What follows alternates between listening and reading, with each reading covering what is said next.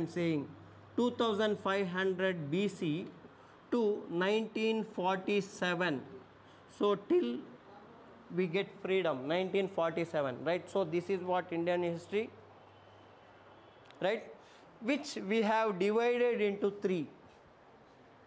The history has been divided into three, and we would be also dealing with from 1947 up to 2022. So that is after that, what is Indo-Pak war, Indo-China war is there, right? And that is liberalization, privatization and globalization, 1991 economic reforms. There are many other things. Post-independence, that is what we call it as post-independence, right?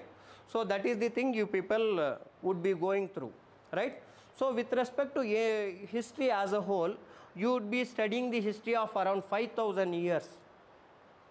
Around 5,000 years you would be studying, where you would be concentrating on history of ancient India, right?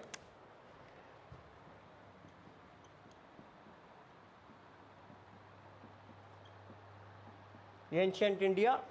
So that is from 2500 BC to around the 7th century AD.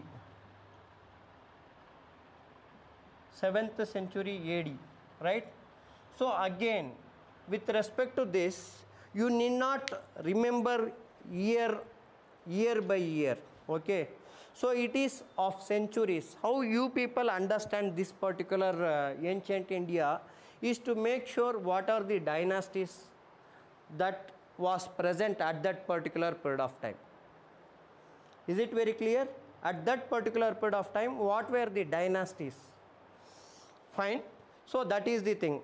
And you people can go through all the books, that is 6th standard to 12th standard, and I would be teaching advanced history, right? I would be in turn teaching you advanced history, so which you people have to use it for your examination. Is it very clear?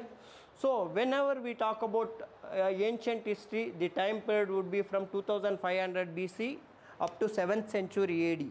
That in turn indicates Indus Valley civilization, the starting of Indus Valley civilization up to 7th century AD. So that is what up to Harsha, or in the other sense post-Guptan period.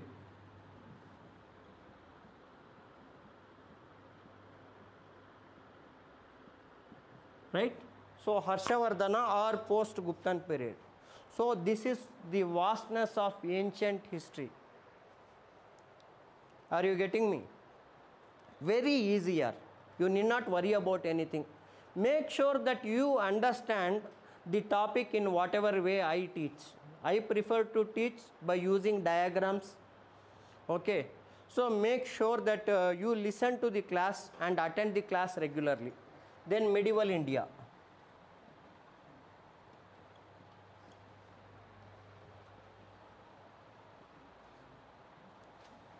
Right, medieval India.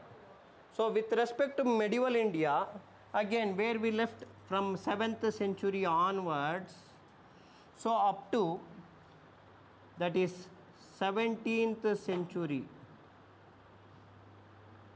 So that is 17th century. You would be studying about another 1000 years with respect to medieval India. After that comes modern India.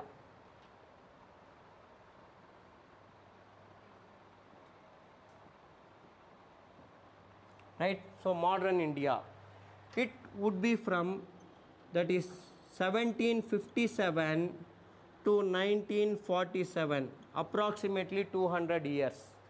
From Battle of Plassey we can take, so up to freedom struggle, attaining of freedom. So that is the thing that has to be remembered. So this is how we bifurcate history in order to simplify. Did you get my point? So with respect to this particular aspect, make sure that you people go stage by stage. We will be starting from ancient India, right? We will be starting from ancient India.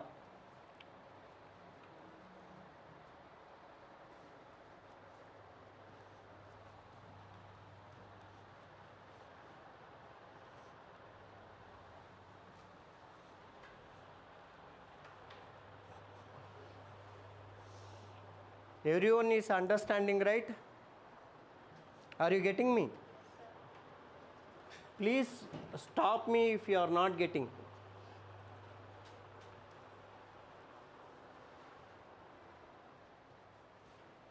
Right? So now we have to understand what is what with respect to ancient India.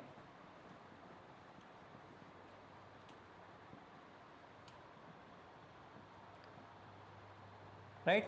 So first what I will do is I will talk entirely about ancient India. So what are the things that we have here and what has to be your approach with respect to examination. How to study history, that becomes very important. Right? How to study history, what is the order in which you people have to understand.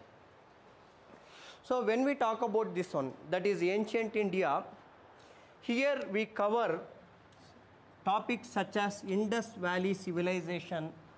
Again I told you, right, that starts around 2500 BC and ends around 1700 to 1500 AD, sorry, BC.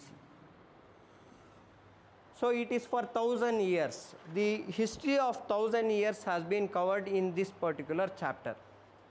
Right? So after that, the another most important chapter is Vedic period.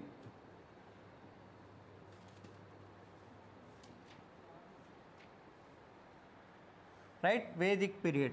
So again Vedic period is divided into two. Early Vedic period we say, later Vedic period we say. Right? So that consists of another 1000 years, that is 900 years actually, to be correct, precise. Right? 1500 BC to 600 BC.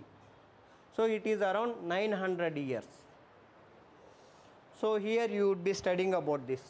After this, what you people would be studying? You people would be studying about building dynasties, building of empire building, that is what? Mahajanapadas, we say it as Mahajanapadas.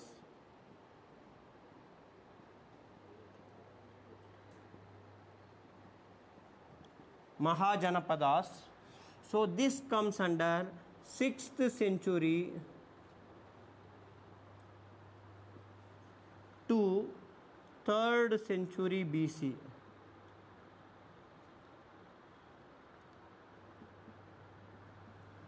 6th to 3rd century BC, or to be precise 6th to 4th century BC.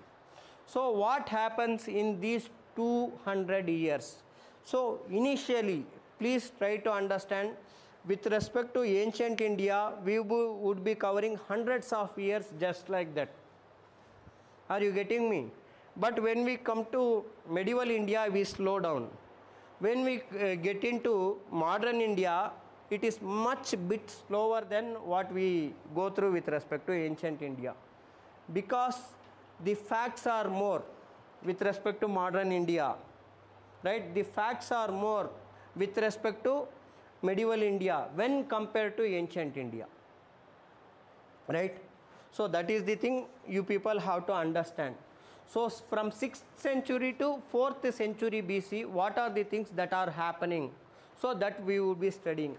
So that is empire building is one thing, right? After that, the birth of new religion.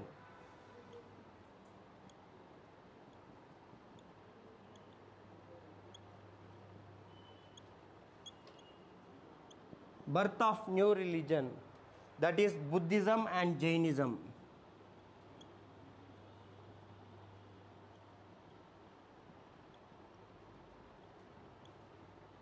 Then comes Bhagavatism, right? So what was the thing that was going around in Hinduism as such? Bhagavatism.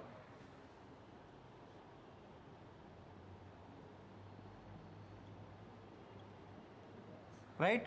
So all these things put together changes certain aspects with respect to history. Are you getting me? Right, we will be getting in detail with respect to each and every chapter in detail, right? So that is one among the thing. After that, we would be talking about Mauryan Empire.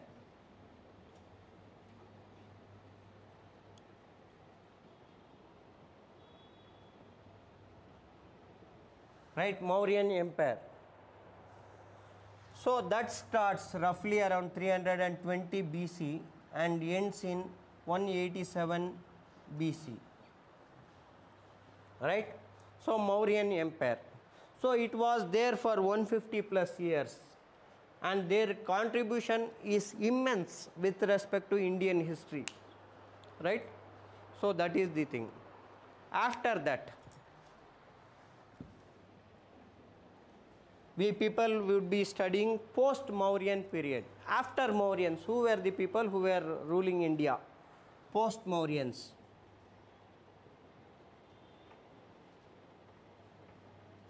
Post-Mauryans.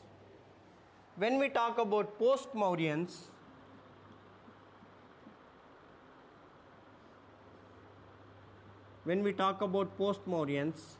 we can divide the rulership of the kingdoms into two, right?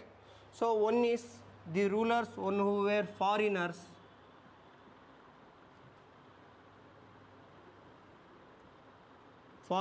who were ruling India, and Indians who were ruling India, right? So we can divide these people into two. This is what the syllabus you people have to understand. Once you understand the syllabus, then only you would be able to study what is what. Are you getting me? So post-Mauryan period, right? So here you would be talking about Sakas, Satavahanas, Sakas, Kushanas, Indo-Greeks,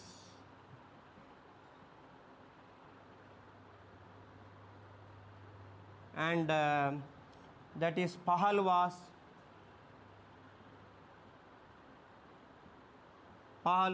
etc. Right? So when we talk about indigenous dynasties or Indian dynasties, you would be coming across Sungas, Kanwas. So you need not, this is what the outflow is. Are you getting me? Sungas, Kanvas, Chetas,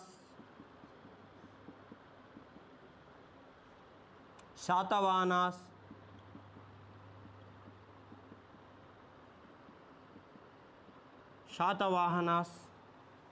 so all these people, one who ruled India, right? These were the people who were Indians. Origin, that's what I am talking. They ruled in different parts of India. That is what you people have to understand, right?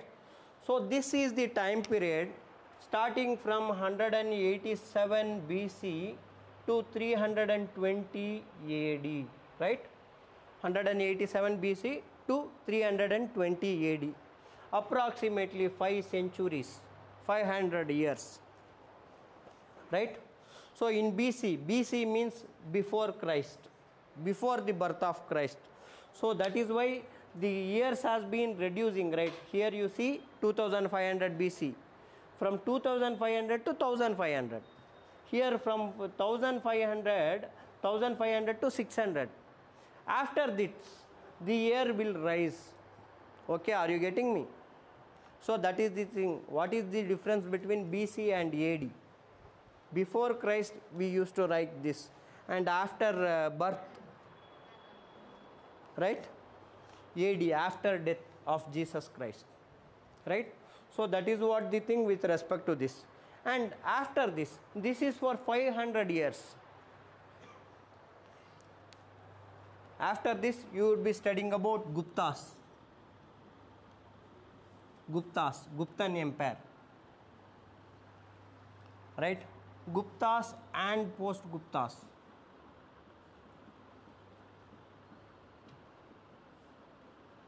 Guptas and post-Guptas. So this is the end of ancient India with respect to North India. With respect to North and Central India, this is the basic aspect of the thing that we are going to cover. You people will definitely enjoy, I am saying. So here, if you can understand all these things, it is a cakewalk in your that is mains examination. Understanding the culture of India actually starts from here. Are you getting me? Understanding the culture. What is art, architecture, culture, religion? You cannot address the problems of religion without talking 6th century BC. Whatever the problem that we are having, right? So anything has been added over a period of time, right? So that is the basic thing with respect to this, especially North India. Fine. Anything else? Now I would be talking ancient India with respect to South. I am just giving, then I would make sure that how to understand all these things, how to link all these things. Each subject has to be linked with other subjects in order to clear your mains. Are you getting me? So make sure that you understand all the subjects in this manner. Because whenever you talk about geography, okay, so geography, especially with respect to the crops that has been grown in arid region or desert region, right, that is northwestern part of India, right? So Harappans belong to northwestern part of India. Now we say that in these regions dates can be grown, cactus can be grown, right or not? They grew dates. Are you getting me? So that is how you people have to link the things. And when we talk about other aspects, even whenever we talk about the land reforms system, zamindari system, raitwari system, mahalwari system, that is in your economics also. Because in economics you have a chapter called agriculture. Okay. So land reforms and every other things comes there also. Okay. And with respect to polity, you would be going across Land Reforms Act and related things. So every topic has its connection with respect to other subjects. Please try to interlink the subjects. It is not that you have studied zamindari system or you have studied sati, right, as well as untouchability. Everything is your essay topic. Everything can be your essay topic, right? Growing of intolerism, right? So that has been today, right or not? Veer Savarkar issue has been raised. Are you people aware of it? Yesterday in Karnataka, day before yesterday in Karnataka, right? So that is what. Then you people have to be in a position to understand what is happening and link with the conventional subject and go ahead. When we talk about South India, ancient South, that is South India, so we would be studying with respect to this, we would be studying about Sangam age. Sangam age. So we in turn call them as megaliths. Why megaliths? What is the reason behind megaliths? So especially in South India, what happens is, whenever a person at that particular period of time, around 3rd century, 5th to 5th century BC onwards, when a person dies, whatever he has used all over his life would be put into coffin along with him and buried inside the earth. And bigger rocks would be surrounded to his body. That is why this age is called megaliths. Megalith, lith means lithosphere. In geography, you would be studying about lithosphere, hydrosphere, hemisphere, everything. Lith means stone, right? So lith means stone. So that is what? Megalith means mega rocks are surrounded the coffin of a person. So this habit is being performed by these people, that is people of South Indian as a whole. That is why megalithic age we call. Are you getting me? Here you would be studying about Cholas, Cheras, Pandyas.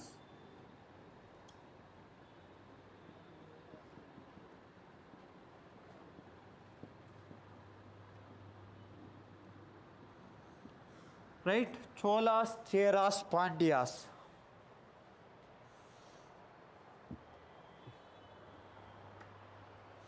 Right? So Sangam is all about literature. Literary works that has been done at that particular period of time is called Sangam. So it has been said most of the god and goddesses have attended the first Sangam that has been conducted by Raja of Madurai. All the three Sangams, that is literary conference, that's what we can put it in simple words. The conference of scholars, right? So the conference of scholars, right, that is what refers to Sangam. Sangam means getting together in a place. Okay? What is the criteria for getting into a particular place? You have to be a scholar. So that is the thing. When we talk about this Sangam age, by this only we would come to know, with respect to Sangam literature only, we come to know what is the socio-economic and religious aspects of South India as a whole. Are you getting me? So in order to study that, we go through Sangam literature. Fine. So this is the thing. And when we talk about them, so we get a mention about these people, that is Cholas, Cheras, Pandyas, from Ashokan inscriptions. Ashoka says these Cholas, Cheras and Pandyas were his neighbors. Right? So that is how it in turn indicates what? These people were contemporaries with respect to Mauryan Empire, right or not? What is meant by contemporary? They belong to the same time period, right? Same time period. History is all about understanding the same time period here. Are you getting me? Especially ancient India and medieval India, if you are able to link the contemporaries, your half of the headache is over. That is what I am going to do next. Yes? So this you would be studying about Cholas, Cheras and Pandyas. These people played a predominant role with respect to history of South India as a whole. Right? So this is from 400 BC to 400 AD. Right? So among them there would be a competition. Around the 2nd century BC, AD, Cholas lose power to Pandyas. Right? Pandyas again lose power over a period of time. And they get back in, that is 1100 AD. So that is all about history. That is why these players play predominant role with respect to South Indian history. You will get to know. After that we would be studying about Pallavas.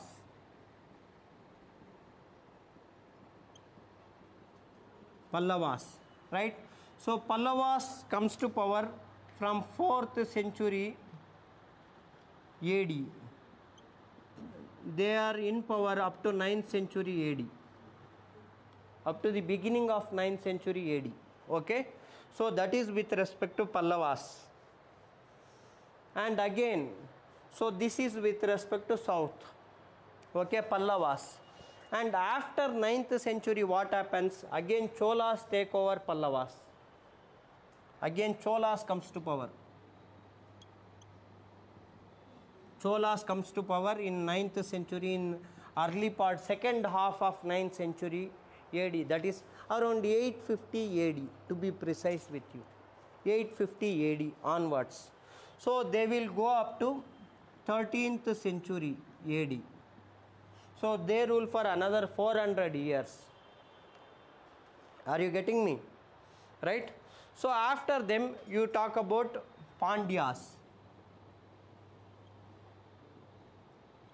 Pandyas gained power in 13th century AD after the loss of Pallavas, after the decline of after the decline of Cholas, right? After the decline of Cholas, because these Pandyas, along with Hoysalas and along with other people, they defeat the Chola dynasty, the mighty Cholas, right? So this is the thing with respect to ancient India. So here come up to 1000, that is 1300 AD, up to that, right? So now you people have to look into eastern part, that is western part of India, western India. When we talk about western India,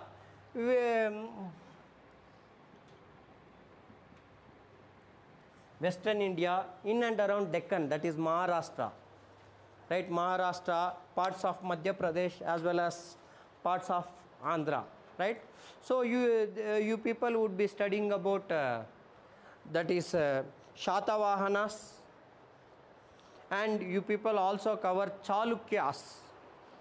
There are two Chalukyas, western Chalukyas or Chalukyas of Badami, and eastern Chalukyas, right? So there are two set of Chalukyas who rule from 6th century BC, 6th century AD to 12th century AD. 6th to 12th century AD. They rule for around 600 years in different parts. Are you getting me? So this is what with respect to ancient India. Is it very clear? This is what the syllabus is. Then how to make sure that you people understand everything in better manner? Shall I rub this on? Please try to interconnect. Now I would be talking about the contemporaries.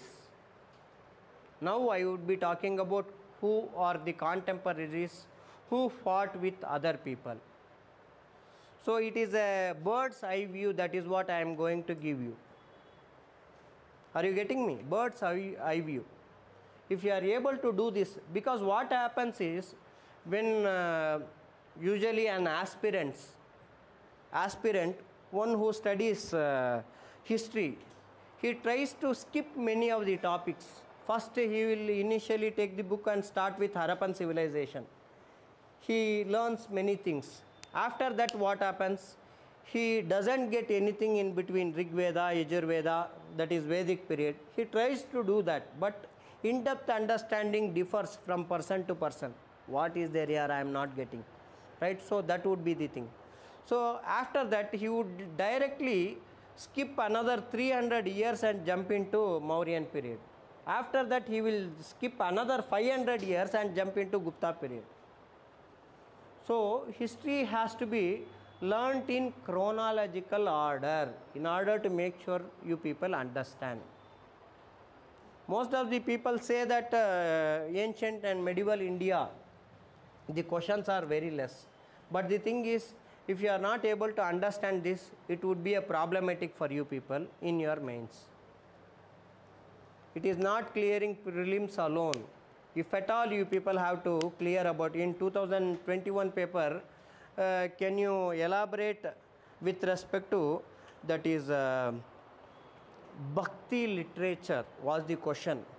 What is the importance of Bhakti literature in Indian culture? So in order to talk about Bhakti literature, we need to understand what was in 6th century BC, right?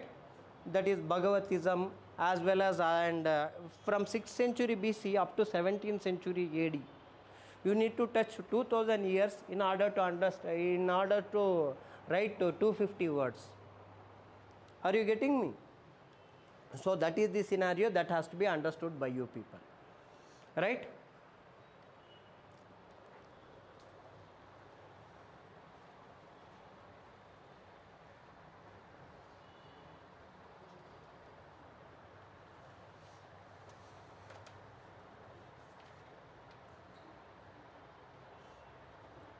If you understand all these things, now whatever I am touching, then what happens is your history becomes completely easy. You will enjoy history. That is for sure.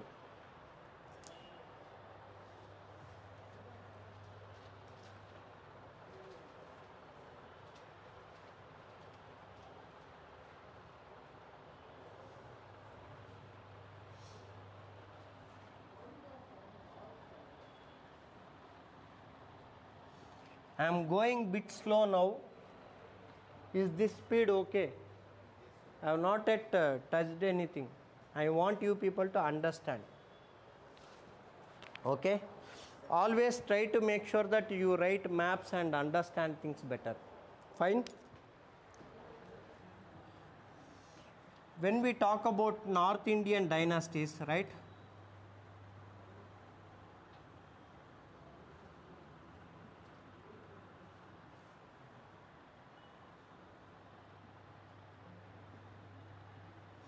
North India, when we talk about North India, so first when we talk about that is Indus Valley Civilization. Indus Valley Civilization. So from 2500 to 1500 BC, right? So you people have to understand what is the area in which what is the area which it was covering, right? Before getting into this, I want to make sure you people have to read in this manner history, especially with respect to history, how to cover history, right? First and foremost thing, you people have to know what is the time period of each and every chapter. Time period.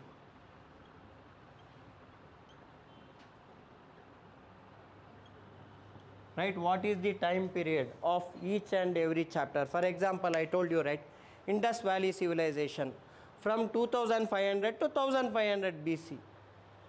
Are you getting me? So this is what the time period. And second thing, you people would be talking about the geography.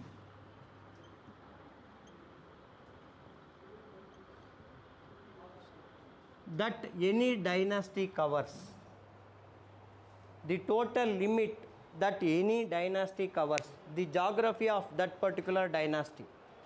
Are you getting me? Third thing, who were the contemporaries of same period, right? If at all these people, that is India, Indus Valley Civilization people are there, right? At the same time, in and around 100 years before or 100 years later, who were these people's contemporary? There has to be some, right, around the globe, right? So contemporaries,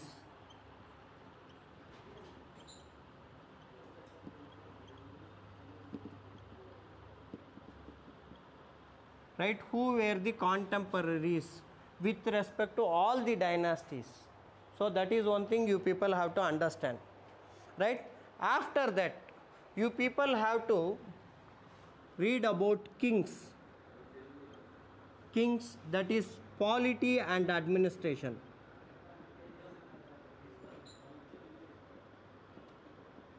Right, polity and administration, including kings, if there is some important kings. For example, it can be Chandragupta Maurya, Ashoka, Bimbisara, Bindusara, right, Kanishka, if there is, okay, with respect to each and every dynasty, because their contribution is immense with respect to history as such. Fine. Then you people would be studying about socio-economic.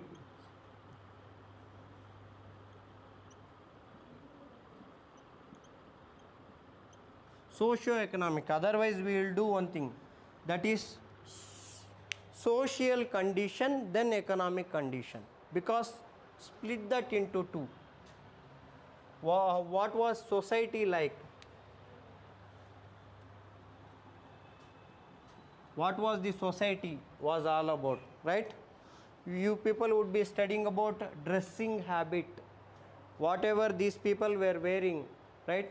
and what were the games they were playing, what was their free time activity, what was their hobbies, right?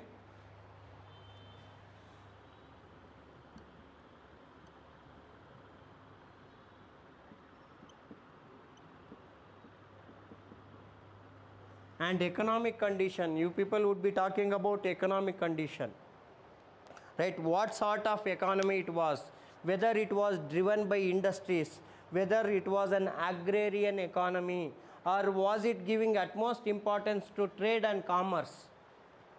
Are you getting me? So that is one thing. And religion and religious affairs, religion,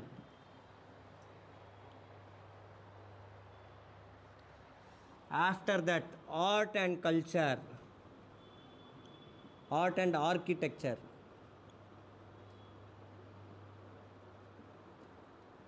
architecture, right? Art and architecture of each and every dynasty. This is where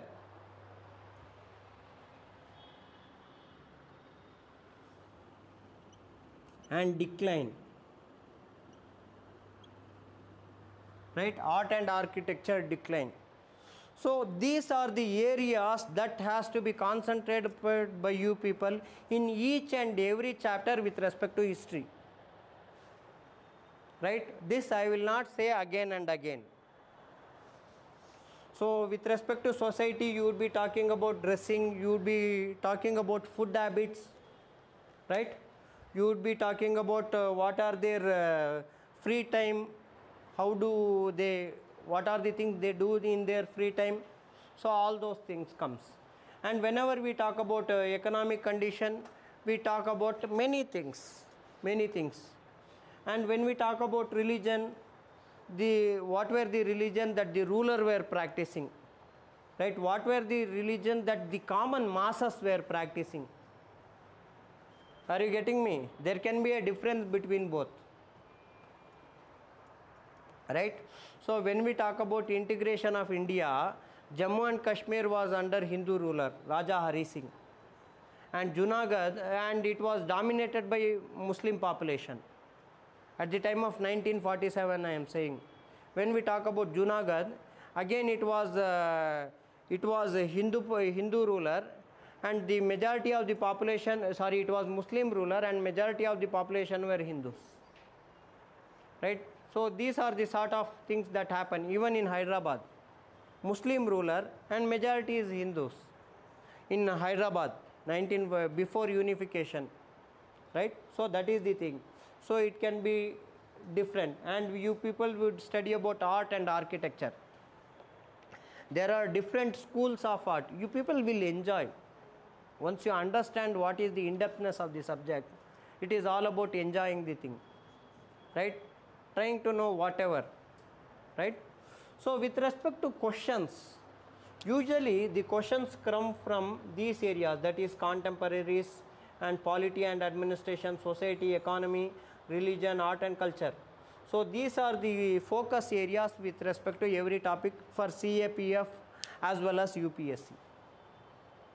Even for CAPF, UPSC and almost all the exam year, even for state service examination also, these are the things that has to be concentrated by you people, right? So this is how your approach has to be in ancient India and medieval India up to British rule. Because before British rule, you people would be studying about Mughals, right? So you have Mughal architecture, Mughal economy, the decline, that is decline of Mughals, the succession among the war with respect to succession with respect to Mughals, right? People fought among themselves to claim the throne. Are you getting me? So up to Mughals, you people would be following the same pattern. Because what are the areas that was captured under that is Akbar the Great, and what were the areas that were captured by Aurangzeb, that comes under what? The geographical area as a whole, right? And we talk about wars. So this is what, these are the major things that has to be understood by you people.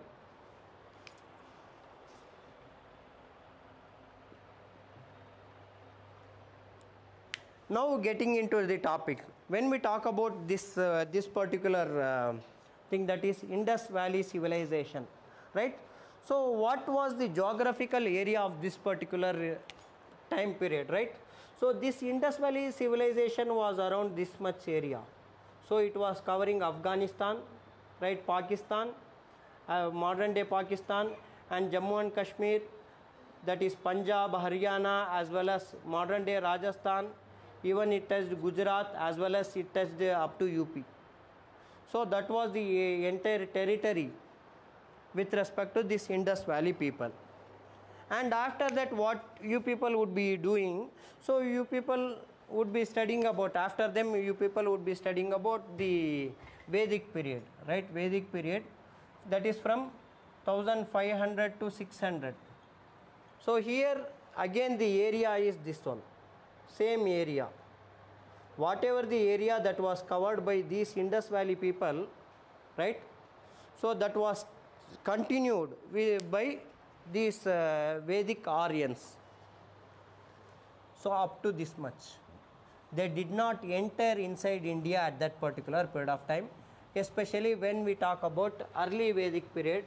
From early Vedic period, Vedic period can be divided into two, right? One is early Vedic period and another one is later Vedic period, right? So that is 1500 to 1000 BC, and here 1000 BC to 600 BC, right? So at this time period they were around this region, Sapta Sindh, right? So that is the thing. After that, in later Vedic period, what happens? They enter into Ganga Yamuna belt. Okay, that is part of central India. Are you getting me? So this is how they enter and they expand their territory. That is in later Vedic period. And they rule up to 600 BC. After that, what happens? Right? After that, what happens is, there was fight among the people, one who were in on the other side, and these people, that is Vedic Aryans, right? So it was called as the Battle of 10 Kingdoms, Dasra Jana. There were many tiny dynasties, Ayodhya and Mathura, Kosala, Anga, Magda. There were 16 major dynasties which fought among themselves at this particular period of time in order to showcase their power, right? So that is what it is all about, from 6th century up to 4th century BC. And the other thing is, after that, what we will be studying is, we would be studying about invasion of Alexander. Alexander is from Macedonia. He comes in this way and enters here and enters India. When we talk about Alexander invasion, right, there is no literary source which is Indian in origin which talks about Alexander invasion in India. Are you getting me? Okay, there is no literary source which were written by Indians. The text which has been written by Indians at that particular period of time doesn't mention there was this incident at all. It has been known through foreign literary sources. Then after this we would be studying what are the sources of history. For building history there has to be some source, right? So through different sources we build history. Okay? So this is what the thing. After that, what happens is, so around 320 BC, I told, right? That is Mauryan Empire, setting up of Mauryan Empire. The Mauryans rule almost the entire thing up to here. So the Mauryan rules from here. Are you getting me? So the entire area is ruled by Mauryans. It was under one roof. India was under one roof. We call Union of India, right or not? So when we talk about 1947, after freedom, right, India and Pakistan got splitted. There were many, around 565 tiny dynasties which were at that particular period of time. That was unified and made India. Before that itself, there was India in this particular shape, which was including modern day Pakistan and Afghanistan, right? So that was in the period with respect to 320 BC. What happens after that, right? So I told you about post-Mauryans. These Mauryans were ruling this much area due to the lacking in capacity with respect to the successors of Ashoka, the Ashoka's son and grandson. They lost all these territories. Are you getting what I intend to say? They lost all these territories to some people.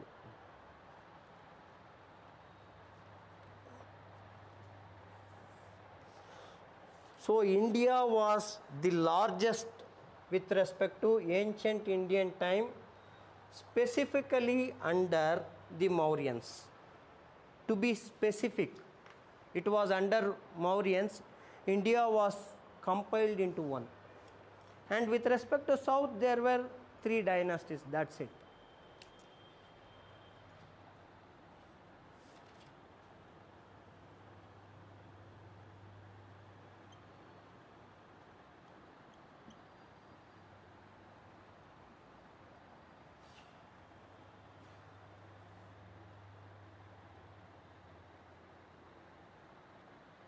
Try to make sure that you draw the diagram, okay, and things would be much better when you understand, right? So when we talk about this particular aspect, in and around, that is 320 BC up to 300, that is, sorry, after Mauryan, that is 187 BC to 320 AD, right? From post, that is from the decline of Mauryans up to the setting up of Gupta dynasty. There were many dynasties which were ruling India at that particular period of time. The entire India, that is from here to here, right? So that was under one roof, right? Which was broken into pieces. That's it. Which was under one rule or Mauryan rule, which was broken into pieces. And this region, that is in and around this region, that were attacked and captured by Indo-Greeks.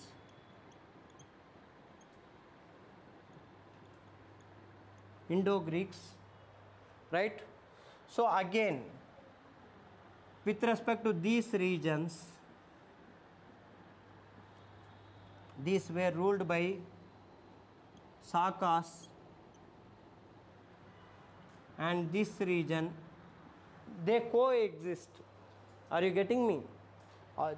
They coexist because these people were the contemporaries who fought among themselves, and any specific kings who are very strong, then they tried to dominate the entire area.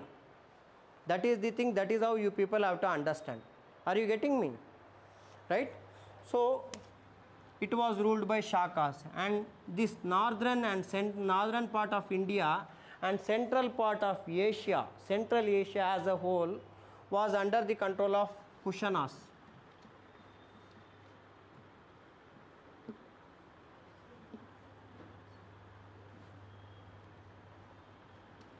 Kushanas, under the control of Kushanas.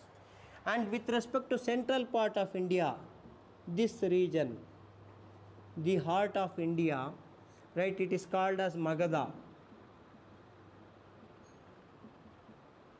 Magadha, it was ruled by Sungas.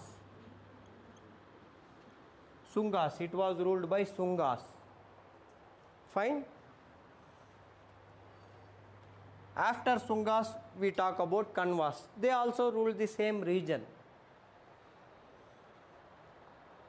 If you understand this in this particular manner, history would be very easy. We would be getting into each and every topic in detailed manner. Right, Sungas. With respect to this region, that is in and around Deccan is there, right? So it has been ruled by Shatavahanas.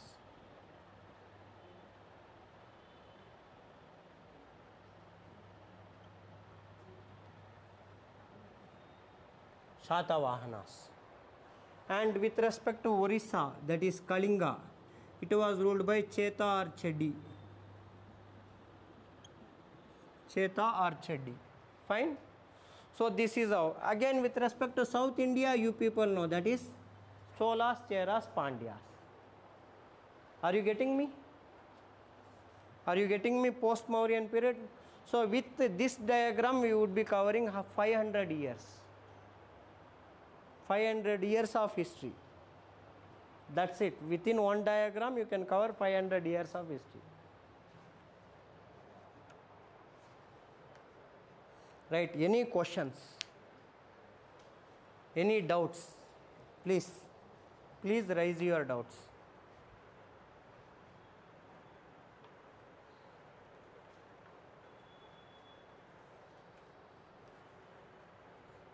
Right? Is it simple? Sounds simple or any complication? Huh? Very easy, right? One thing you have to say yes or no. How many people say yes? Yes, right? Why no, gentlemen? Okay, yes, fine. Right? So this is how our approach has to be. This is simplification of any topic here. That's it. We are simplifying the topic at the lowest level. Don't complicate yourself. That is why I am taking this time.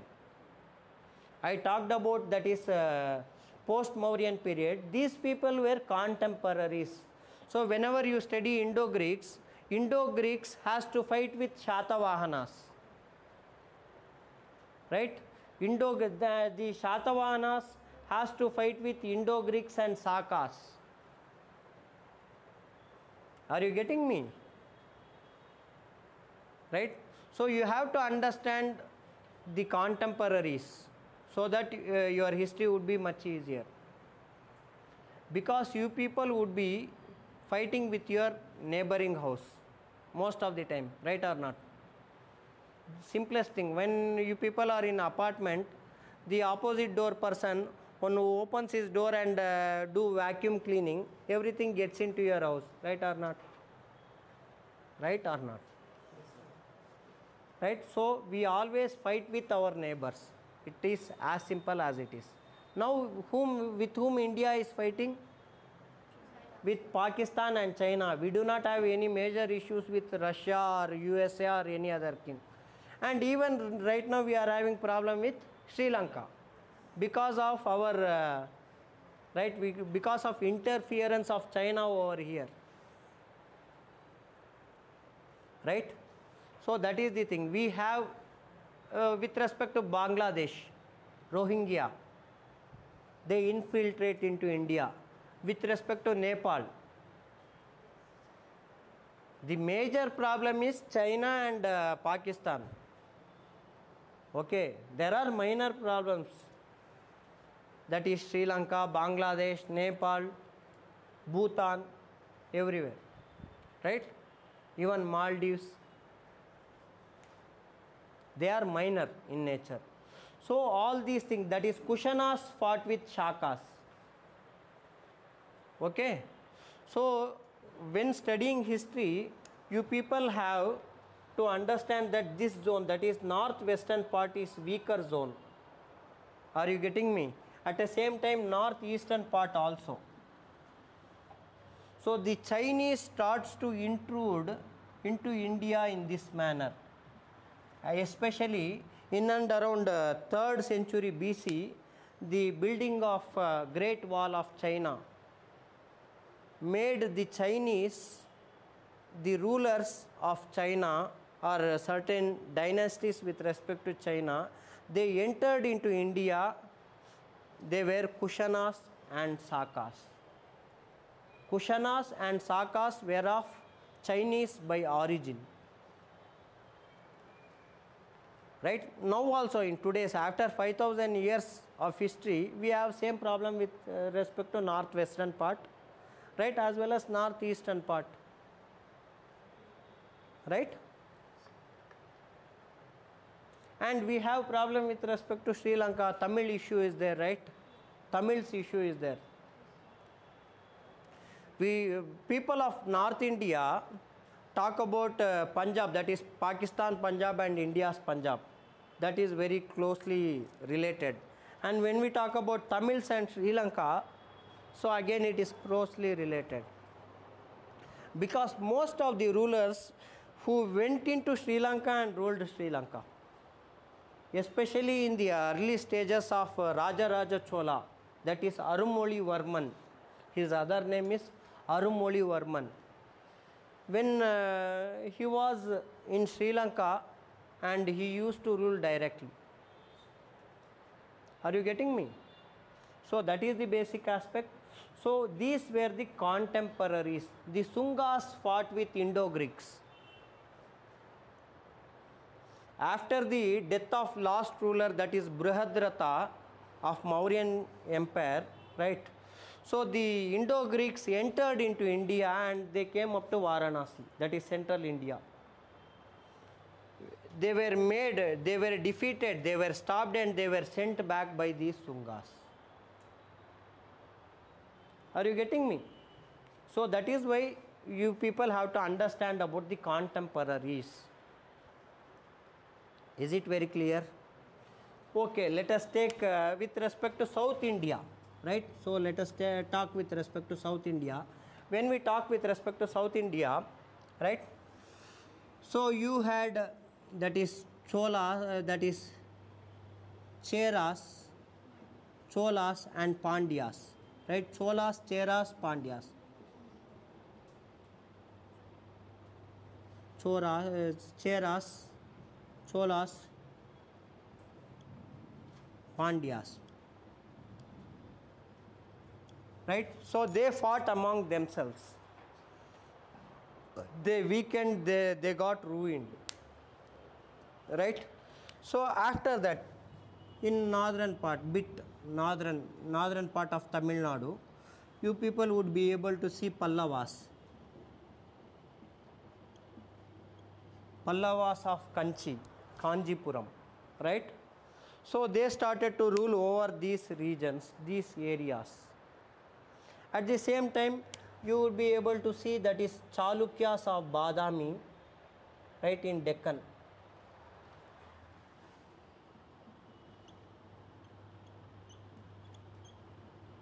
Chalukyas, right, Western Chalukyas.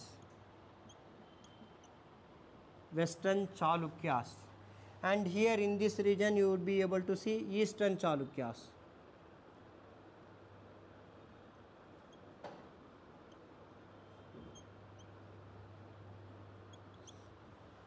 Eastern Chalukyas and Western Chalukyas, right? So this is around 6th century AD, right? From 4th century BC to 6th century AD. After that, again, when we talk about from 750, that is 750 AD to 1000 AD, right? So when we talk about central part of India, I'm just drawing a rough sketch, okay? Right, central part of India. So you would be able to see the three parties who are fighting among themselves, that is the Rashtrakutas,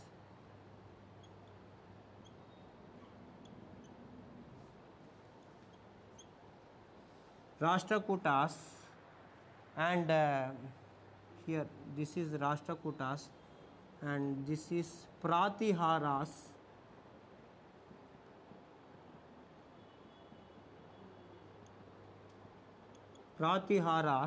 and this here Palas, right? So this is the time period between 750 AD 2000 AD. Fine. So they fought among themselves. So that is why the fight for tripartite struggle. Tripartite struggle means this is what? What might be the reason for their fight? It was very simple. Can you see? Right? So the fertile rivers, that is Ganga and Yamuna, is there, right? They are flowing there like this. So this fertile belt has to be captured. Okay, that was the basic reason. The doab of Ganga and Yamuna should be under the control of the superior. That is why, for that purpose, they fought among themselves for 250 years. Are you getting me? Right? So this is how you people have to understand.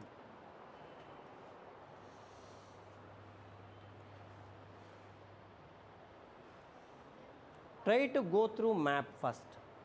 Try to get Orient Longman or Oxford map. Okay. Even with respect to any map, you people would know about the history of these dynasties. Yes, what was your question?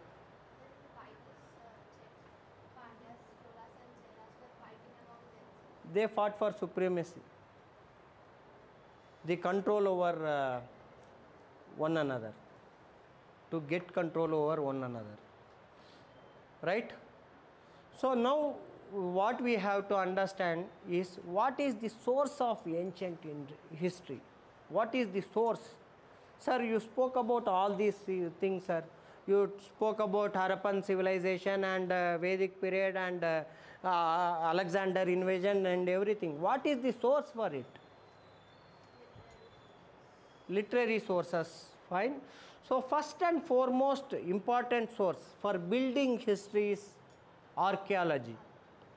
Right? Archaeological sources becomes very, very important. Right? So digging the land vertically so that no particle can be broken or minimize the damage. Minimizing the damage, right? With respect to the materials the ancient people used. What might be the thing that these people might have used? Their pots. Everywhere you get pots, right? Pots buried inside the earth. Right or not? Pots and other materials. It might be necklace, it might be bracelet, it might be any sort of toy or any sort of image, anything. Right? So when we talk about this, that is archaeology becomes very important with respect to building of history. Archaeological sources, through which only we get to know about many dynasties, especially Indus Valley civilization came to know, right, through this particular aspect, archaeology. And second important source with respect to building of history is studying about coins, right? Numismatics. Study of coins is called numismatics, right? So with respect to coins, there are different types of coins that has been issued. Gold coins has been issued, silver is issued, copper, lead coins are issued, right? There are many set of coins that were issued by different dynasties, through which we come to know about certain dynasties. For example, when we talk about Indo-Greeks, we do not have much reference with respect to Indian literature about Indo-Greeks, right? So the evidence that Indo-Greeks ruled India comes from their coins, right? So Indo-Greeks were pioneer in terms of minting of coins. They used to mint coins of different shapes. Now you people can ask, sir, why was there any note or not? Notes. The present day note we use, right? So why there was no notes at that particular period of time? Question arises or not? So especially paper currency started around 14th century AD, not in BCs. Are you getting me? Paper, minting of paper, and that is paper currency as a whole started around 14th century AD. So this is where the in-depthness of history lies. Right? So that is one among the thing. So when we talk about the coins, right? So through coins, we get to know many things. What is the economic status of that particular dynasty, right? So depending on the precious metal that they use, gold coins, it in turn shows the economy might be at its peak, right? Or to commemorate any victory, the Rajas might have minted any coins to celebrate something, right? Gold represents what? Auspiciousness. So that is one thing. So when we talk about coins, we come to know about what is the trade relation that we had with other people. That also comes to picture. Initially, what is the difference between the coins of Indian coins and the coins that were made by foreigners? Especially the coins that were made by foreigners, especially Indo-Greeks, was much superior in nature, because they were having the image of the king. Image of the king was printed on one side, and on the other side the royal emblem or many other things would have been printed, right? So that is. So with respect to India, we talk about punch mark coins. Punch mark coins, that is of rectangular in shape. Is it very clear? And when we talk about coins, coins also indicates the trade that we had with respect to their contemporaries, right? Their trade contact with respect to other countries like that of Greece, Rome, as well as that of Egyptians, right? So coins in turn indicates what is the economic prosperity. When we talk about economic prosperity, especially economic prosperity was very good at the times of post-Mauryan period. They traded well among themselves, and they had very good trade benefits they enjoyed. Even at the time of Guptas issued a very good number of gold coins. That in turn indicates the economy is healthy, was healthy at that particular period of time. Post-Guptan period, these coins the quality of coins started to deteriorate. That in turn indicates what? The decline in trade, right or not? So coins is one among the major source for building history, right? And another most important thing with respect to building of history is inscriptions, right? Inscriptions means the written records. Are you getting what it is? Written records. So written records, then sir, you talk about written records, what is the language they might have used, right? So when we talk about this inscriptions, when we talk about the Indus Valley civilization, their literature is pictographic in nature. Pictographic, they used to draw pictures. So that is what they meant with respect to their literature. We are unable to depict their literature or understand their literature. If we understand their literature, then whatever we talk about these Indus Valley people, whatever our views up to now will get changed over a period of time depending on our understanding with respect to their literature. Is it very clear?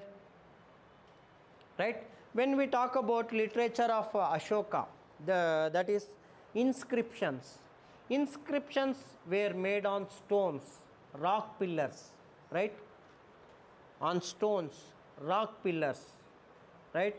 So as well as on temples. on temples. Whenever you go to Sri Shailam, have anyone gone to Sri Shailam or Warangal? Right? On the basement itself, there are literature that has been written, right or not? At the entrance or at the, that is the Dwara, at the entrance itself, gateway, you would get to know about many things, their literature, and they have written something. That something might be the Shasana of the ruler. What is Shasana? The order that has been given by the ruler. For example, let us take the case of Ashoka. He used to issue more Shasanas, that is written orders, right? Written order. So in many parts of India, even in parts of Afghanistan, Pakistan up to Karnataka, there are standing instructions that he wants to give to people. What he thought of it, what were the orders that were to be followed and executed, right? So this is one set of inscription. On the other hand, there are many religious things that involve these inscriptions, especially when while in temples. In temples, most of the case, you people would be knowing about what is the charity that the king has done to the particular temple. What is the queen's contribution towards the temple, right? Whenever we talk about the Shatavahana dynasty, right? So that belongs to this area, right? That is Shatavahanas were called Andhras, Atreya Brahmanas. Okay. So when we talk about them, so Queen Nagamika, her inscription is in Nangat's inscription of Nagamika. Inscription of Nasik, inscription of Gautami Balashri, that is Gautami Putra's mother, gives elaborate information about law and order and many things. Okay, when in temple, what were the donations which were even given by the common people were also written. Can you ever see the same thing in HRNC that has been happening in India? Almost all the temples are under the control of HRNC, right? What is happening? Do we get to know what is the amount that has been deposited in Tirupati Devasthanam?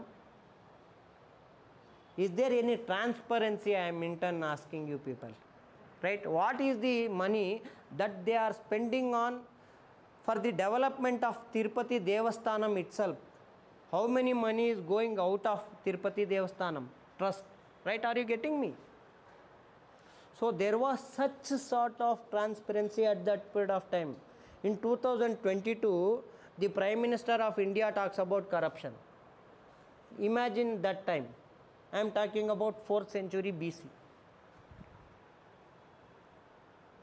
How much transparent the people were, right? So inscriptions play very vital role. Inscriptions were on stones, were on rocks, were on copper plates. Inscriptions were written on copper plates also. Inscriptions were both religious and the shasanas or orders of the concerned ruler. It might be both. It is both. Fine. Now the other thing, what else with respect to building of history, ancient Indian history, how do we come to know? Literary sources, right? Through literary sources we get to know majority of information through literary sources, right? So literary sources can be divided into two. One is Indian literature and another one is foreign literature. The scholars who have come to India, visited India at a different point of time. For example, Megasthenes, right?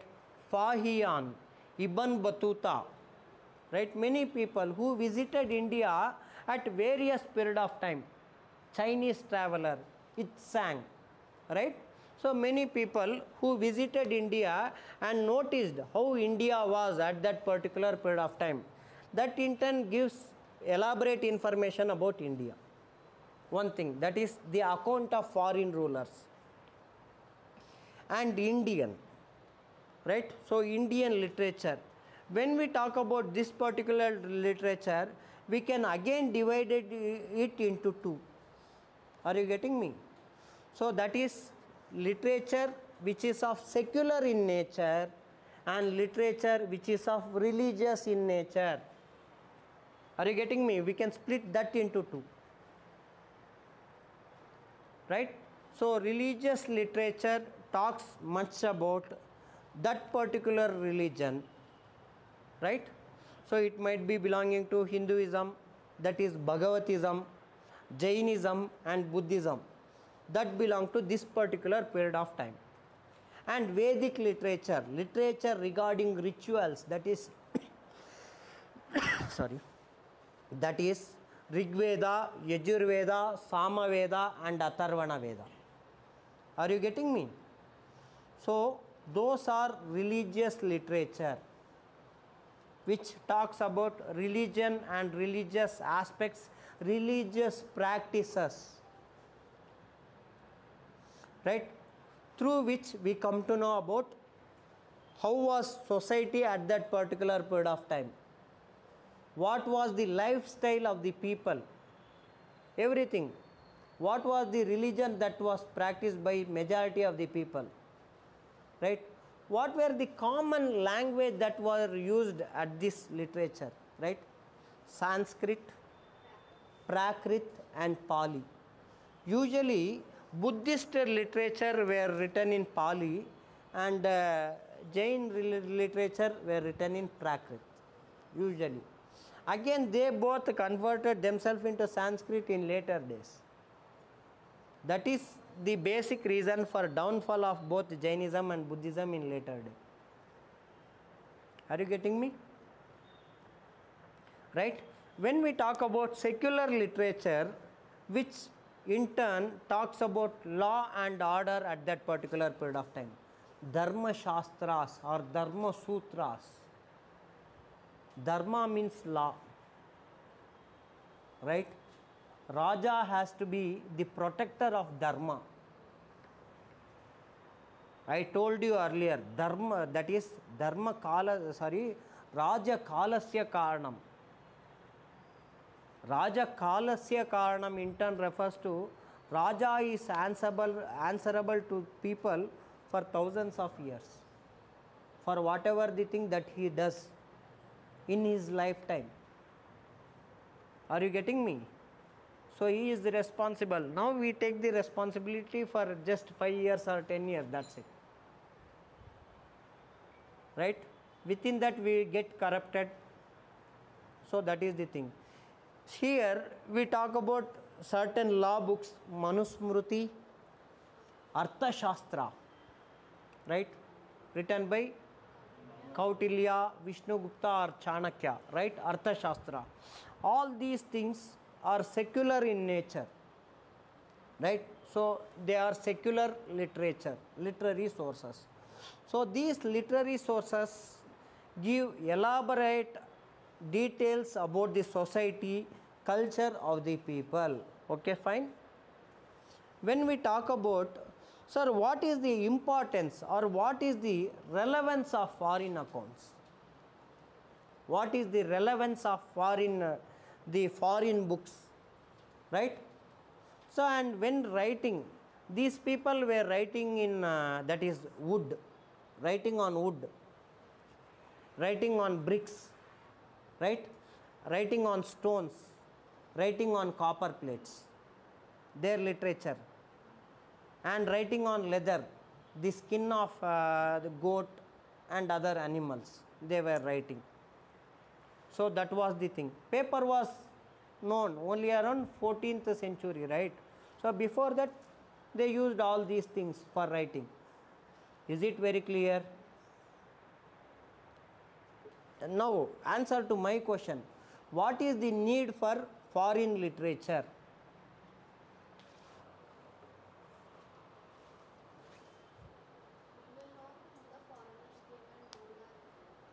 Fine.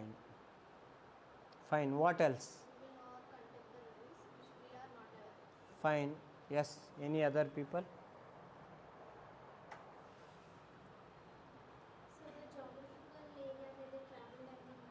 Fine. Their geographical area from where they have traveled. Very fine, right? So the actual thing is, the real history of this Vedic period were known only through literary source, because these people were nomads, one who were from Mediterranean Sea, right? So, or else Central Asia, nearing Russia. They have started from there and came to India. They left different places and they started to move from one place to another place, because they were nomad in nature. So, archaeology is not useful in terms of studying the history of these people, right? So, they might not have used coins to that scale, because barter system was prevalent at that particular period of time, right? So, in such a scenario, if there is no coins, if there is no reference with respect to archaeological department, then how do we know about these Rigvedic people or Vedic history? The only source of history to know about these Rigvedic people was their literary sources. That is Rig Veda, which was written around 1500 to 1300 BC, in and around that, which was compiled holistically around 1200 BC. Right? Are you getting me? That was the only source of history to understand what was Vedic society, who were the people, where were they from, what were the culture they were following, everything. Are you getting me? And when we talk about other things, I told you what is the relevance of foreign literature, right? We in turn need to cross-check the history of India from the eyes of foreigners, right or not? Here, with respect to whenever we talk about what these newspaper wallas do here, tell me that. What are the newspaper news channels doing in today's scenario? They are propagating news depending on the ruling party. Majority of the case, the ruling parties control the content with respect to media, right or not? There are handful of medias as well as print news which publishes very neutral news, right or not? Right or not? So that is in 21st century. Think about that is aristocratic rule, that is the monarchy, right or not? So at that time, if you are writing against the king, if you are writing against the society, then do you think that you will live for longer duration of time? Right? So you have to praise the king in order to get money, right? At the end of the day, everyone works for, right or not? So in such a scenario, think about that particular period of time. So the history can be very imaginarily written, right? Or in praising the king, in praising the ruler, dynasties, right or not? So we won't be knowing the actually what is happening. So when we compare all these aspects with respect to the foreigners, their account, we will come to know, okay, this is somewhat matching. This is 95% matching. This is 90% matching. Cross-checking the history. And some of the things, as I have told you earlier, right? The invasion of Alexander is not known through Indian history, Indian historians. No book mentions about Indian history, that is the invasion of Alexander. Can it be said it might have been purposefully left, purposefully made not to mention, right or not? There could be any hidden agenda, right? In Greece literature, it mentions that Alexander, the person who has invaded India and which was recaptured by Sandrokutas. And by 322 BC, Sandrokutas attacked India and controlled over many provinces with respect to India. Who is Sandrokutas then? Sandrokutas reference comes as Chandragupta Maurya. Are you getting me? In most of the Indian literature, the Indo-Greeks were mentioned as Yavanas, not Indo-Greeks. Yavanas. Are you getting me? So in order to cross check these things, what we have to do? We have to make sure that a foreign account is also considered. Right, religious and other aspects, almost other aspects. What was when we talk about the Indica gives many information about South India. Who were the people who were ruling South India? Right, it in turn gives elaborate information about Cholas, Cheras and Pandyas and their rule. Right, what they are famous for, whether they are famous for cotton, whether they are famous for pearl, whether they were famous for ivory or pepper. So all those are there. And Periplus of Erythraean Sea, again it is written by unknown author. Ancient text I am saying, right? So all these things gives brief idea about geography, geographical location also, trade contact also, and many other things. So that becomes important. What was the scenario with respect to different time period with respect to India can be cross-checked through the foreign accounts. Is it very clear? Right? So this is what we talk about, the sources of history. Right? And another most important thing is art and architecture. Right? So art and architecture also gives very detailed account of the lifestyle of the people. Right or not? When we talk about literature especially, right, the regional literature, that is Telugu, Tamil and other literatures are there, right? Tamil came before because of Sangam, right? Telugu literature, Kannada literature, all those things started to grow around 9th and 10th century AD. Right? All these things started to come around in 9th and 10th century AD. When we talk about this, that is art and architecture, which gives elaborate information about the lifestyle of the people. Right? So when we talk about, we need to talk about different type of art and architecture, especially Nagara style of art, Vesara style of art and Dravida style of art. And what are the characteristics of each style of art? What are the characteristics of each style of art with respect to different dynasties? Right? The Mauryan art is different, architecture is different. The Cholas architecture, Cheras architecture, right? And the architecture of Chalukyas is different because of geography, geographical location, right? The materials that they use for building is different, right? So that is the thing we have to understand. So this is what you will get to know about all these things, and you will get most of the question from art, architecture and culture. The only thing that you people have to do is you people have to enjoy the syllabus and make sure that you are on right track. Architecture, when we talk about this architecture, it doesn't come all of a sudden. It requires stable government of any dynasty for hundreds of years. For example, let us take the case of Shatavahanas. Shatavahana architecture as well as Cholas, right? So Shatavahanas ruled for around 5 centuries, that is 500 years, 450 plus years, right? And Cholas also ruled for equivalent period of time. Even Pallavas ruled for equivalent period of time.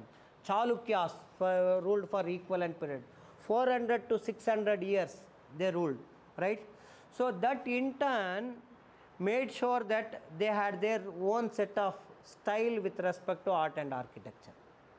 They were unique with respect to their style, and there were influence of the earlier one with respect to the later one who comes.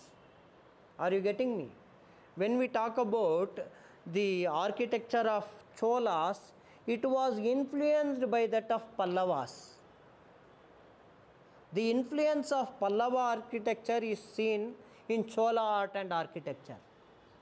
And the influence of Chola architecture can be seen in entire Southeast Asia. Are you getting me? Entire Southeast Asia, it was under one roof under Cholas. Are you getting what I intend to say? So their influence was much higher. Their influence was much higher. So when we talk about Shatavahanas, right, Amaravati style of art is there, which is again indigenous in nature.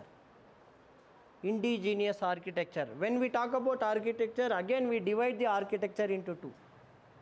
That is the architecture which is indigenous in nature, that is Mathura style of art, Mathura style of architecture, and Amaravati school of art or Shatavahana architecture, and Indo-Greek school of art. Indo-Greek, the word intent indicates what? It is a fusion, it is a culmination of Indian style with that of Greek style. Are you getting me? The buildings, the temples and other things, the statues that were, right, of that particular period of time had a culmination of both Indian and Western. So that is what Indo-Greek school of art. And when we talk about Indian school of art, we talk with respect to all these indigenous dynasties, Cholas, Cheras, right, Pandyas, even Chalukyas. In later stage, you would be studying about Indo-Sarsanic, Indo-Persian, right or not? So the culmination of Persian architecture with respect to Indian, Islamic architecture with respect to Indian. That is how most of the buildings in Hyderabad, right or not? Most of the buildings, especially whenever you go to Charminar, right, the influence of Persia and Arab can be seen. Garden would be there at the front, right, in most of the architecture, and other things would be seen. You would be seeing the paintings, right, and most of the Indo-Islamic architecture uses geography for construction. Their images would be, domes would be there, right? So again, what else? That is, they use triangular shape, rectangular shape in terms of their construction. And they never use animals while drawing their pictures. These are certain things that is different from Indian style and Islamic style. In Indian style, we use nature, we use animals, we use human beings. But in Islamic, they don't do that. Usually they do. 95% to 99%, they won't do that. Right? Right. So any questions to be asked?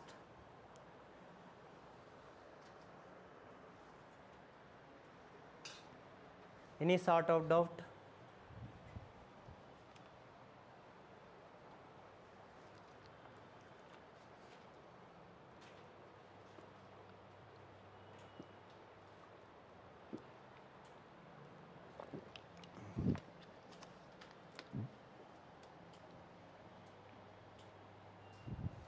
The only thing what you people have to do is enjoy the syllabus and try to understand what it is. Most of the questions for your mains would be in this manner, that is art and architecture, religion. Especially when we talk about heritage of India or culture of India, you have to touch with any specific question. You have to touch cover almost all that is 5,000 years or 4,000 years to write 250 words. That is why what I said in early part of the class. You people make sure that you concise the best. In exam hall, you cannot do that. Are you getting me? Can you elaborate the influence of Pallava architecture or the Shatavahana architecture with respect to Southeast Asia? You need to give more emphasis on Shatavahana architecture and what is the impact of this architecture with respect to other parts of the world, right? So which in turn deals with, that is Nagara style as well as the Dravida style.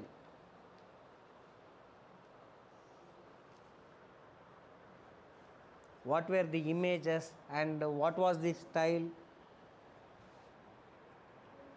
Whenever you see, whenever you go into any historic places or any place with respect to Shatavahana, why I am saying that Kakatayas in and around Andhra Pradesh, make sure that you try to go through the images that have been carved on the wall.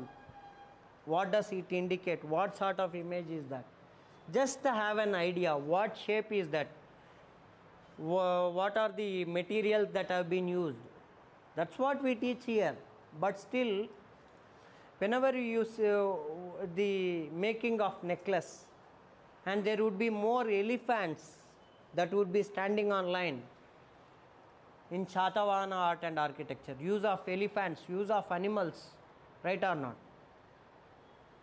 The leg of man would be much, it would be slanting. When you closely look into Shatavahana art, mostly they would be having nature as a background or male or female as a background. Shatavahana art I am talking about. You people need to observe. When going through your current affairs newspaper, if there is anything which is related to history, if you come across anything has been found, right, through excavation or through literary source or through other source, or any sort of painting which has been in use, any sort of art and architecture in use, please make a note of it and go through it in detailed manner for your preliminary and mains examination. Right?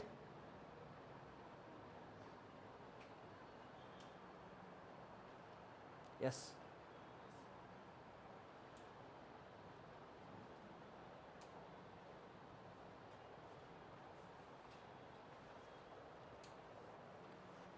Is there any other thing to be asked? Yes, madam. Those people who are new, please go through as many multiple choice questions as possible after covering each chapter. Then only you would come to know what is what. Please go through your that is CAPF question paper with respect to that particular topic, UPSC question paper with respect to that particular topic. Okay, and see mains, what has been asked in UPSC mains, GS paper 1, general studies paper 1 in your mains with respect to any topic. I will also give you set of questions. Okay, you make sure that you write once, you practice all these things on day-to-day aspect. Then we will talk about. If you start writing, initially start writing and try to go through question. Then ask me what has to be done, then I will be able to guide you. Initially, the thing is you need to study, you need to write, and you need to go through multiple choice question with respect to your CAPF, UPSC, CDS and all these question papers. Right? Now we'll get into Indus Valley civilization. So that is the first chapter. Before that there is chapter, but I don't want to touch that. Prehistoric period is there. That we will do it lastly. Because that is all about stones. Chalcolithic, megalithic, paleolithic, then you will get headache what sort of the thing you are teaching, right? So I will start from Harappan civilization or Indus Valley civilization. Fine? When we talk about this particular civilization, that is Indus Valley civilization, You people first need to understand what is civilization. What is civilization? Right? So we hear about what is the opposite of civilized? Barbarian. Right or not? So civilization in turn deals with how mature we are. Maturity does not come all of a sudden, right? While preparing also, right? So maturity comes over a period of time. You people need to understand what is what and other thing, right? So with respect to civilization, right? So this has been a process of 1500 to 2000 years. Most of the historians say this time period, that is Indus Valley civilization, belongs to the age of 3500 to 1750 BC. But some historians deny that and they come to the conclusion of around 2500 to 1500 BC. Are you getting me? So that is the time period of Indus Valley civilization. That is why with respect to ancient India, you need not bother about 100 years or 200 years. Right? With respect to ancient India. The thing you need to understand is who were the contemporaries. Now let us talk about this particular civilization. Always, whenever you settle, you are willing to settle in any place or shift your house from one place to another, what you people will do? Look for, what you people will look for? First and foremost thing is water. Without water, we cannot do anything in modern day, right? We need water for washing clothes and everything. Food making, cooking food, right? Washing vessels, for industrial purpose, for agricultural purpose, everything, right or not? So with respect to this, it applies to the civilization also, right? Almost all the civilizations start on the bed of any river for that matter. Is it very clear? Start on the bed of certain river. When we talk about Indus Valley civilization or Harappan civilization, right? So the prefix is Indus, river Indus or river Sindh, right? Sindhu civilization also we can say, right? So this civilization was on the banks of the river Indus and its tributaries. Indus, Chenab, Ravi, Sutlej, Bias, right? So all these rivers, right? Are you getting me? And Saraswati. Saraswati is mythological river which was running at that particular period of time, right? Saraswati. So all these rivers were catering to the needs of these people. On this river, on the banks of this river, this civilization started to develop. Okay? So any civilization as such goes through many phases in order to attain maturity. Are you getting me? It would be in early stage, then it would come to a stage where it attains some sort of youthfulness, after that maturity, after old age, then it starts to decline. Are you getting me? So this is the process. Then you need to understand who were the contemporaries of this particular civilization. There has to be some people, right, with whom these people might have traded, right? They might have some sort of contact, right or not?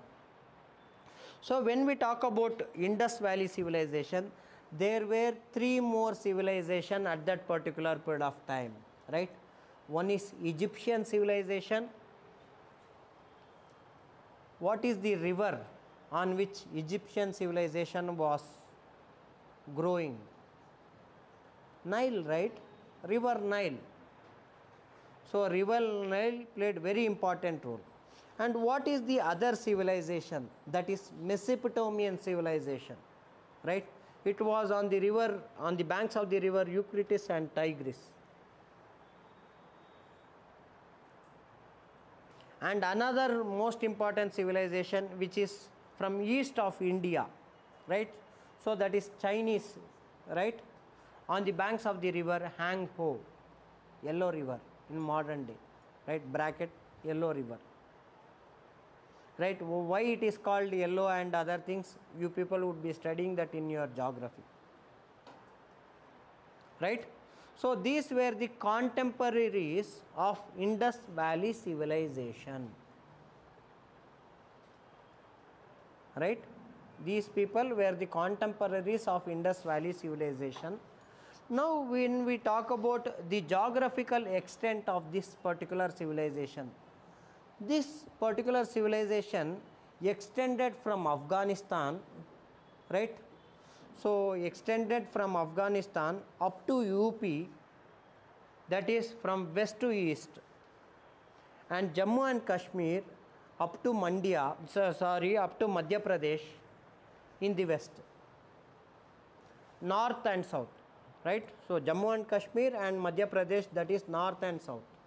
So this is the thing, right?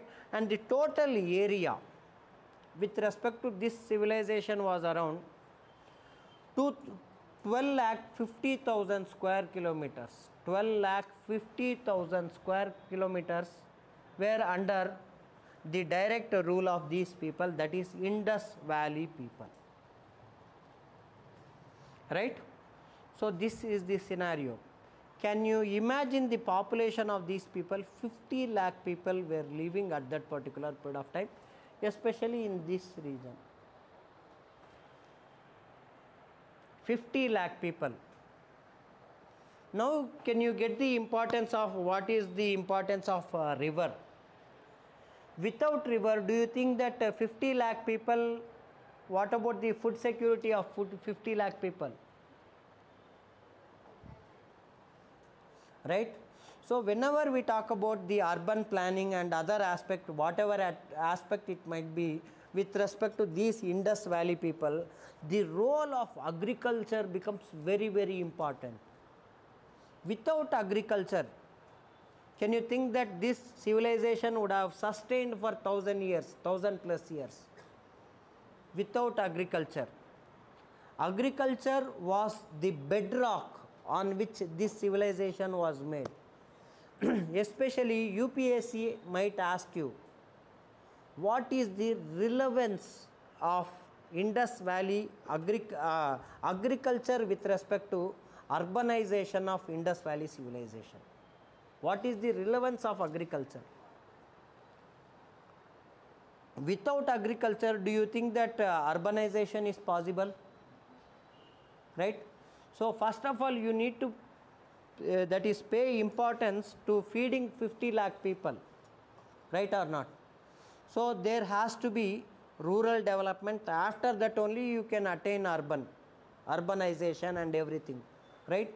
So this civilization, Indus Valley civilization, belonged to proto-historic period. Proto-historic period, Bronze Age.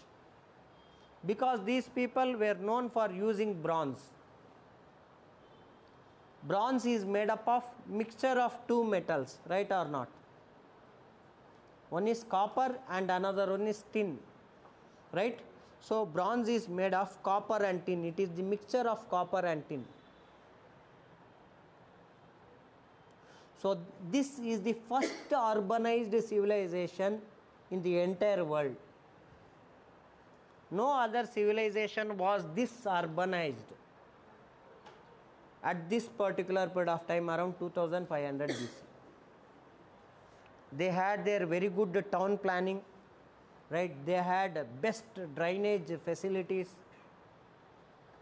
right? They had street lights, they had proper roads. So which all these things, they had dockyards, and they had granaries. So everything were present, which made this civilization look one among the greatest civilization of all time. Even in today's scenario, what we are doing, we talk about the sanitation, right or not? In modern India, in 21st century, Prime Minister Modi gives or BJP government gives money for construction of toilet, yes or no? But these people had toilet and bathroom inside their house, and almost all the water that were used by these people were drained in properly through proper drainage system. Do we have proper street lights signals in today's scenario? Lighting system was there at that period of time itself. Then you imagine what is urban civilization. I want you people to make sure that what is urbanization. Please write. What is urbanization? Okay. What are the merits and demerits of urbanization? Elaborate the merits and demerits of urbanization. Are you getting me? So you write, elaborately you write. You can write for 5 page or 6 page, but try to stick on to content. Google it. Go through NCERTs. Are you getting me? Make sure that this is notes for you. This comes under your mains syllabus. Okay. We'll look into this in this particular way, and I will give it as a habit to make sure that you write 2 to 3 questions on each day basis. Right? So when we talk about this urbanized civilization, that is Harappan civilization, we talk elaborately about town planning. We talk elaborately about agriculture. We talk elaborately about art, culture, social, economic condition of the people as a whole. After that, we talk about the decline, how the end of these people started. We'll talk about everything in detailed manner. The only thing is, make sure that if possible you read and come NCERTs. Okay. Download it in, don't say sir I have not, the shop wala did not give the book or other thing. Okay. First to go through, try to go through 11th standard NCERT. 11th standard. Okay. Ancient India is there. That is brown, grey color book would be there. Yes. So if you are able to go through, after that if you feel difficult, I don't think you people will feel difficult. Okay. So start from that. If you feel difficult, then listen to class, then go through. If that is not working, then you people need to go through 6th standard onwards. Is it fine? Right? And I forgot to say one thing. If you are okay with Hindi, NCERTs are available even in Hindi. So you can read that in Hindi also. Each and every subject I am saying. I want you people to understand the concept better and in-depth manner. That will help you in clearing the examination. Fine? So we will talk about this Indus Valley civilization or Harappan civilization in detailed manner in our tomorrow's class. Please make sure that you read and come. Okay? Thank you. Any doubts you can ask me. Any questions? Yes, from last, those people who have attended today. Yes, madam. Right? Thank you.